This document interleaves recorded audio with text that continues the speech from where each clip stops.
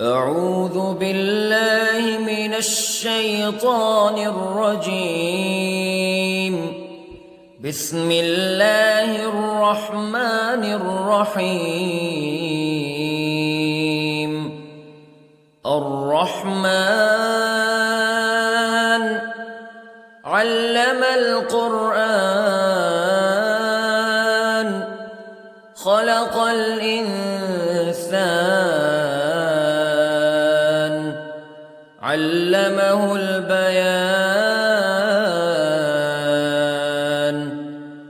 الشمس والقمر بحسبان والنجم والشجر يسجدان والسماء رفعها ووضع الميزان ألا تطغوا في الميزان وأقيموا الوزن بالقسط ولا تخسروا الميزان. والأرض وضعها للأنام فيها فاكهة والنخل ذات الأكمام والحب ذو العصف والريحان فبأي آلاء ربكما تكذبان. خلق الإنسان من صلصال كالفخار وخلق الجان من مارج من نار فبأي آلاء ربكما تكذبان. رب المشرقين ورب المغربين فبأي آلاء ربكما تكذبان. مرج البحرين يلتقيان بينهما برزخ لا يبغيان فبأي آلاء ربكما تكذبان. يخرج منهما اللؤلؤ والمرجان فبأي آلاء ربكما تكذبان. وله الجوار المنشآت في البحر كالأعلام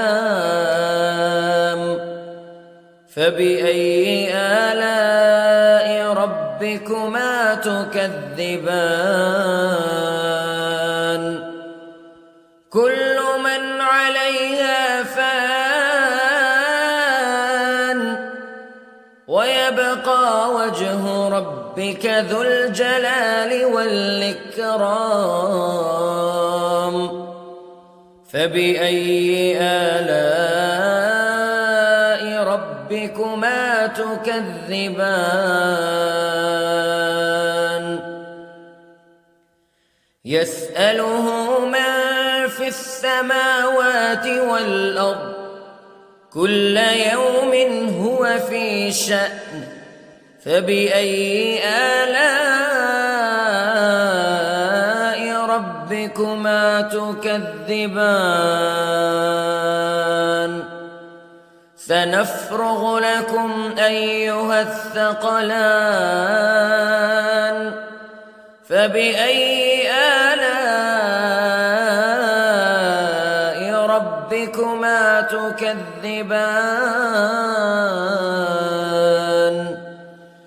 يا معشر الجن والإنس استطعتم أن تنفذوا من أقطار السماوات والأرض فانفذوا لا تنفذون إلا بسلطان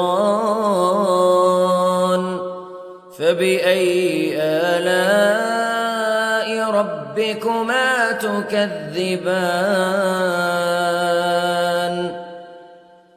يرسل عليكما شواظ من نار ونحاس فلا تنتصران فبأي آلاء ربكما تكذبان فإذا انشقت السماء فكانت وردة كالدهان فبأي آلاء ربكما تكذبان فيومئذ لا يسأل عن ذنبه إنس ولا جان فبأي آلاء ربكما تكذبان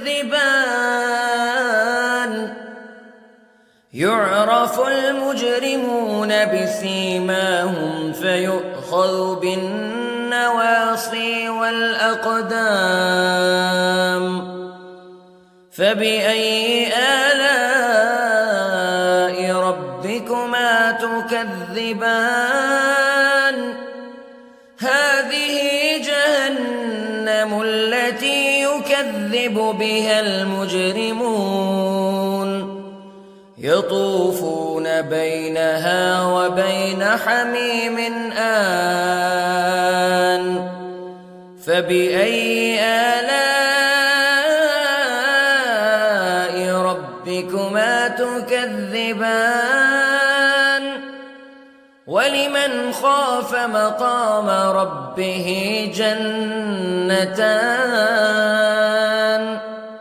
فبأي آلاء ربكما تكذبان ذواتا أفنان فبأي آلاء ربكما تكذبان فيهما عينان تجريان فبأي آلاء ربكما تكذبان فيهما من كل فاكهة زوجان فبأي آلاء ربكما تكذبان متكئين على فرش بطائنها من استبرق وجنى الجنتين دان فبأي آلاء ربكما تكذبان فيهن قاصرات الطرف لم يطمثهن إنس قبلهم ولا جان فبأي آلاء ربكما تكذبان كأنهن الياقوت والمرجان فبأي آلاء ربكما تكذبان هل جزاء الإحسان إلا الإحسان فبأي آلاء ربكما تكذبان ومن دونهما جنتان فبأي آلاء ربكما تكذبان مدهامتان فبأي آلاء ربكما تكذبان فيهما عينان نضاختان فبأي آلاء ربكما تكذبان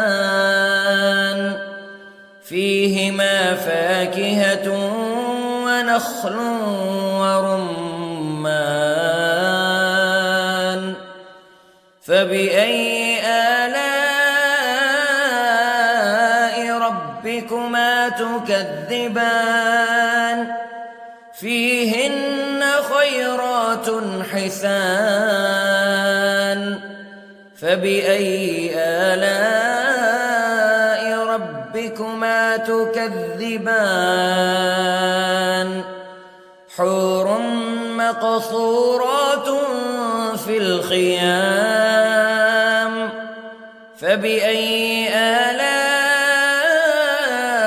ربكما تكذبان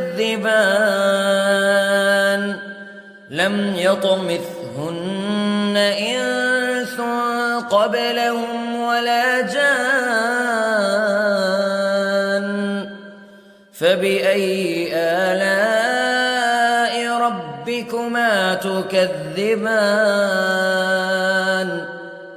متكئين على رفرف خضر وعبقري حسان فبأي آلاء ربكما تكذبان